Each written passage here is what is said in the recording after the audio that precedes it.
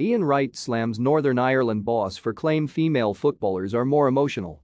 Ian Wright has criticized Northern Ireland women boss Kenny Shiels for his startling claim that girls and women are more emotional than men after seeing his side capitulate against England on Tuesday night. Northern Ireland were thrashed 5-0 at Windsor Park after conceding 4 second-half goals. England took a one-goal advantage into the interval after Lauren Hemp's miss-hit shot midway through the first half looped over home keeper Jacqueline Burns and into the top corner. And the visitors moved up a gear after the break as Ella Toone doubled her side's lead after ghosting in at the far post.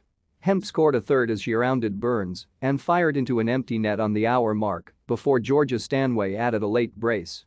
And following the match, Shiels offered a bizarre explanation as to why his side had struggled after the break. "I felt England were struggling a wee bit at times to open us up until the psychology of going 2-0 up in the women's game," Shiels said. "I'm sure you will have noticed, if you go through the patterns, when a team concedes a goal, they concede a second one in a very short space of time." Read more. Ten Hag's striker preference explained as Ronaldo wanes for Man United. It happens right through the whole spectrum of the women's game because girls and women are more emotional than men. So they take a goal going in not very well.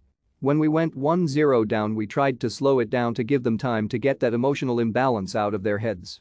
That's an issue we have. Not just in Northern Ireland, but all of the countries in the world. But Arsenal icon Wright, who regularly appears on BBC's Match of the Day, took to Twitter to call out Shiels. He wrote, "Kenny Shiels talking foolishness.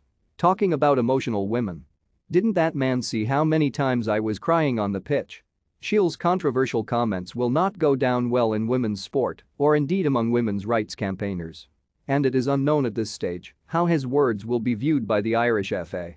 Don't miss Man United changed mind on Pochettino despite liking 4 things about him. Van der Vaart warns Man United players about Ten Hag, get thrown out. Man United to give Ten Hag a record-breaking salary as move nears. Northern Ireland were playing in front of 15,348 fans in Belfast, which was a record for a women's match in the country. But their defeat means they are no longer able to qualify for next year's Women's World Cup, which is due to take place in Australia and New Zealand. Meanwhile, former Everton and Liverpool star Courtney Sweetman-Kirk has called for Northern Ireland to show their resilience for longer spells of matches. "It wasn't great in the first half, they could have been more dynamic," the ex-striker said.